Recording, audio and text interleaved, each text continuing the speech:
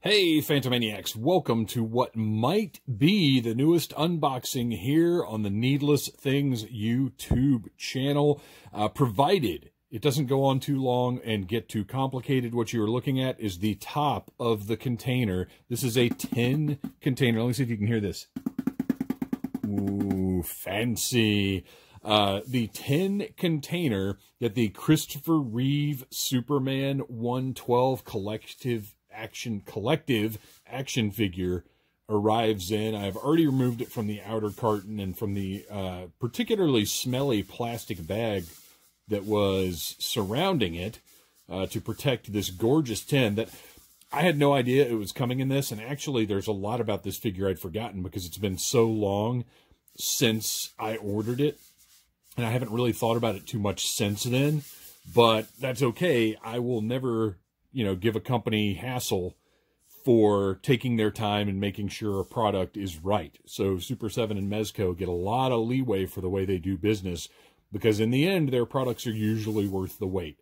So let's go ahead and just get this thing opened up, because I'm really excited. A Christopher Reeve Superman. NECA did a wonderful job with one a few years ago, but I mean, 112 Collective to me is the greatest action figure line of all time. So to have a Christopher Reeve Superman in that collection is a huge deal. And we can see right out of the gate something that, as these started popping up online, surprised me. Some batteries here, because I completely forgot that this figure comes with a massive base. Let's see here. Oh, wow, look at this. This is unique packaging for 112.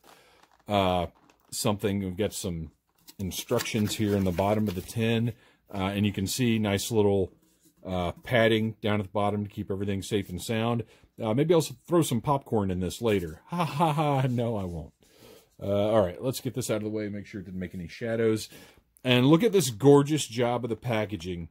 You've got Kal-El ensconced in this wild crystal base from the Fortress of Solitude. Absolutely amazing job on this packaging. I'm really blown away by this. What a presentation. We've got 3 heads there that we're going to pop out and take a look at pretty much right now. I'm going to try and open this thing pretty carefully, because our head of research, Ryan, got his a couple days, or was able to get to his a couple days before I was able to get to mine, and warned me that the crystals kind of fall out all over the place. And I see right there, you can see, and then the green one that creates the Fortress of Solitude. I can see it looks like they're just sort of in there. So we'll carefully open this up. Oh, wait a minute. I see right here, we've got a plastic sticker, and unfortunately, I do not have my trusty 1964 box cutter handy, because I wasn't expecting to have to cut through anything, but looks like that's going to peel right off, no problem. Very nice. And you know what? I bet there's one on the bottom, too. Let's put that aside. And yep, sure enough, there is. And look, you can see the Mezco base is packed right in there as well. I love this packaging. What a great job they did. Oh gosh, I hate sticky stuff, you guys. I cannot tell you how much I hate anything sticky getting on me in any way. But fortunately, it didn't leave any residue, so we're going to keep going. I'm not going to worry about washing my hands before I touch this figure. All right, so we separate out here, and we have Superman and his stuff in one side of the packaging, and then the Fortress of Solitude base in the other side. And actually, what I'm going to do, looks like this part comes out here. This is, I want to give credit again to toy packaging designers for any company, for whoever they work for coming up with ways to safely and creatively, especially with one like this, where the presentation is an important aspect of the packaging. Just credit and thank you to the people who come up with this brilliant stuff. This really just adds, even though I'm not a guy who keeps stuff in the package, it adds so much to the experience when you have a really wild or creative presentation for these things. All right, we'll take a look. And you can see, I mean, look at this. Look at how many layers of security, I guess, protection there are for all of these pieces. Even just the base here, the stand, has 2 different pieces on it. Wonderful movie logo on there. And I probably won't even actually be using this because I would like to be able... Oh, and then actually, I just noticed there's a piece of film on top of that. So just so much care taken to make sure these products arrive undamaged. But I probably won't even be using this base because I'm going to want to stand Superman on his Fortress of Solitude piece. So let's unwrap that. Oh my gosh, you guys. The detail on this is incredible. Look at the sort of the shimmer in the plastic, the painted portions. I kind of thought, well, you know what? I was thinking there were some painted pieces here, but it looks like it's just the molded plastic, but it catches the light so nicely. It looks like, I don't know, this is phenomenal. Just look at all of that detail. I thought this was just going to be kind of a big white base, but look, the crystals are all translucent, and then the base itself has that sort of ice look to it. This is unbelievable. And then right there, you can see the slot where you'll put the crystal in. And then on the bottom, so we're going to have to make a little cut at some point because I'm going to have to unscrew that to get our batteries in so we can take a look at the effects. But for right now, just wow. Unbelievable. Gorgeous piece. That is, that's going on the shelf for sure. And now we've got the Boy Scout himself. And you can see, I'll go ahead and point these out since they're out and we can get them out of the way. The Mylar bag that is included. And I always say Mylar. I don't know if this is Mylar. I just know Mylar is like a collector grade plastic that's used for like comic bags and stuff. I don't know what these are, but it's to keep the accessories in, which I won't be using. But I like that they've got this little plastic band. Usually these are just folded up and it's really hard to get them back into the box. But I'll be keeping the box, obviously. So anything I don't display the figure with will just be in there. And then of course the stand that's really loose. That's unusual. Typically that fits in really snug. But I've got so many of these that I'll just swap it out with one that fits a little tighter if I want to use it, which I probably won't. He's probably going to be standing on that Fortress of Solitude base. So we can see here, everything packed very securely, looks great. Before I take that film off of the cape, I'm just going to see how easy it is to get these 2 trays apart. Usually very easy. Look at that. Beautiful. That's another thing I love about Mezco is, they know we want to get to these toys. There's not a ton of stuff keeping us away. Wow. This is a heck of a figure, you guys. All right. Okay, so that film just came right off. Look at all of these little protective pieces of film to make sure the figure arrives intact, in good condition. I appreciate this stuff so much. And of course your desiccant, which actually has a little spot. This is hilarious. There's actually a little spot in the tray just for your silica gel. That's hilarious. All right. So here he is, the Man of Steel. Oh my gosh, look at the likeness. This is unbelievable. The texture of his costume, it looks like you'd think the movie costume would look up close. It's gorgeous. The cape, just the right length, and it does have the wire inside for posing. I'm actually not sure how I feel about the wire because Superman's cape doesn't need that many poses. I would almost rather it just hang, because that wire can get in the way of it looking natural just hanging down. But I mean, I'm sure I can play around with it and get it to look really good. Really great fit on the costume. The trunks are the right size. The belt is a nice shiny plastic you can see there. And the belt loops are actually the same fabric as the trunks. That detail is just absolutely incredible. The emblem, nice, big, bright, and bold. This guy is going to stand out on the shelf so nicely. We've got the double jointed neck here, where at the base you've got a joint and where the head attaches to the neck, because you've got that big, thick neck like Christopher Reeve had. And then our boots, which are correctly a darker red. Everything looks great. Look at the shiny paint on the soles there. That actually distinguishes them from the rest of the boot. This is great. The proportions are wonderful. That big, thick barrel chest.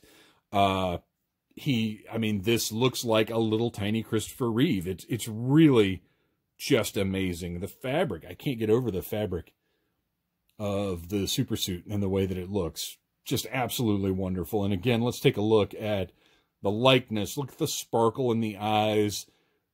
They have absolutely 100% captured Christopher Reeve here. They've captured Superman here. This is unbelievable. All right, let's take a look at some of the other pieces. I'm going to actually stand him right here. And we're going to take a look at the rest of the accessories we've got. We have another head, which is sort of a slightly smiling head. Looks really good. I like it. I don't know how different it really is. Let's just do a direct comparison here. Okay, so this is totally neutral Superman head. And this is Superman attempting to conceal his mirth at how ridiculous we humans are. Like when he's talking to Lois, this is that look to me. That's what this is. Looks fantastic. We've got another head that is just the outright smiling Superman that in all likelihood is the one I'm going to use. Look at that. Look at that Christopher Reeve smiling, genuine, kind, mirthful, just absolute. Oh, it's wonderful. And I just watched the movie the other day. So, like, this is, in my head, this is perfect. This is absolutely perfect. I love it. This is, when you're going to give me a Christopher Reeve Superman figure, this is the face that I want on it. Wonderful. We've also got the Kryptonite necklace that you can see there, has the clear green Kryptonite right there. And there's no way they could have made this glow, really. It would have been nice, but I get it. But looks excellent. But it makes me want a Miss Tessmacher figure. Goes right around his neck there. Oh, no, Superman. Weakened, falling into the pool. It's great. And, of course, the actual die-cast metal. Oh, got too much stuff in the background. The actual die-cast metal chain. Wonderful. Always a huge feature for me as a toy fan, as a toy collector.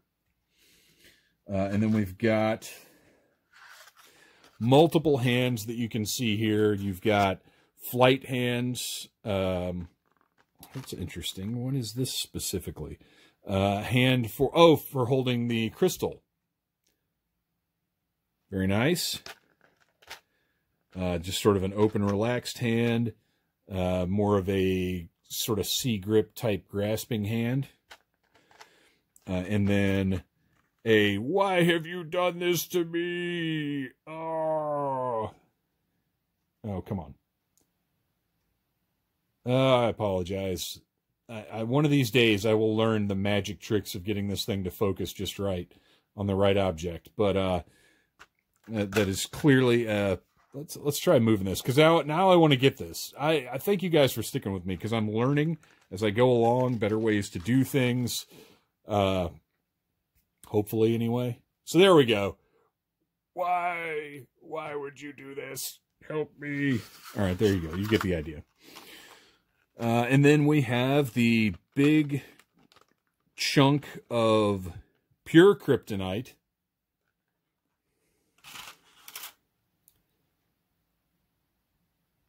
Beautiful, clear, green. Definitely looks like it's just going to straight up kill the Man of Steel.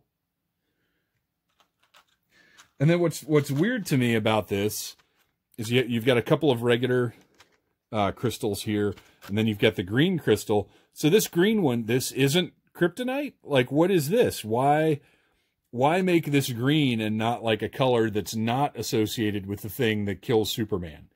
I don't know, but it still looks awesome, and Mezco did a great job with it. And there you go. That's what we've got. So I'm going to take a little break here because, oh no, what we need to do now is make this thing light up so you guys can see how awesome it looks. So we'll do that in just a second. Okay, and we're back with our batteries fully installed. We'll get Clark out of the way here, or Kal-El, if you will. You can see on the bottom, we have an off position, an on position, and then a middle position where the light features are activated by actually putting the crystal in. So we'll take a look at just on. Oh, look at that. Gorgeous. Absolutely beautiful lighting. It pipes up through the translucent crystals. This is incredible. This is absolutely beautiful, the way that they've designed this. Really, really impressed. I like to imagine toy designers as they're designing things and just sort of laughing between it, like, how are we going to do this? How are we going to make this work? Oh, this will do this. Look, if we put the lights here, it'll look this way. Oh my gosh, this is awesome, you guys. Like, I just like thinking they're having those conversations, because they probably are. Gorgeous. All right, let's try the crystal feature now. So we will put Kal-El back in his spot right there. And we will carefully remove our crystal from Krypton. That is definitely not Kryptonite. And I believe the pointy side goes up. So we'll take that and put it right in the middle there. I might be wrong. The pointy side might go down. Let's see. My big hand is in the way of the... Oh my gosh, that works like immediately. I didn't expect that. I thought you'd have to like really press it in. That's impressive. I don't quite even understand how that works. Oh no, it is Kryptonite. It knocked him right over. I don't even get how that quite works. Just sitting there like that to activate the light action. Oh no. Uh-oh. Perhaps I need my trusty tweezers over here as well. All right. We're going to have to just turn that over. There we go. We'll get Kal-El out of the way so he's not blocking everything. Yeah, so it just goes right in there. Crystal sits in, and the whole thing lights up. Beautiful. What a great effect. What a great mechanism. Toy genius at work, for sure. And then you just pull the crystal out, back to normal. Oh, you guys, I love this. I absolutely love this. All right, let's take a look at a couple of options here on Superman, because one of the biggest things to me with a Superman figure is it needs to be able to fly. Superman's got to look like he's flying. It just needs to happen. I cannot remember if he leads with his left hand or his right hand. I'm going to say his right hand. So we'll just pop that out, set it aside, get our right hand attached there. And that's a big challenge with Superman figures because very often, you know, they're retail, they're mass market figures that don't have the kind of posability, that don't have the kind of articulation that lend themselves to making you believe a man can fly. But with Mezco, I think we have success. Oh, look at that. Oh my gosh, you guys, that is just, I mean, it's a little inspiring. I grew up with this Superman. I grew up with Christopher Reeve as a hero, as a personal hero. I can't tell you how much this version of Superman meant to me, and has always meant to me, no matter how I've felt about the character over the years. I have always absolutely adored Christopher Reeve's portrayal of this symbol of truth, justice, and the American way. And to have him here right now in my hands like this, let's go ahead and just pop the other hand on just to get the full on, I guess, flying at full speed effect. Because his sort of casual flight is what I was just showing you. But then we've also got the, all right, it's time to put on the turbo boosters and really kick it into high gear. Oh my gosh, you guys, this is just gorgeous. This is a must-have figure for any fan of superhero film, for any fan of Christopher Reeve. I cannot believe how happy I am with this. It really looks incredible. I cannot wait now to get my hands on the Michael Keaton Batman figure that is on the way. This is just absolutely fantastic. That's all I got. Thanks for watching, you guys. Please like, subscribe, share, and stay tuned for more toy reviews here on the Needless Things podcast channel.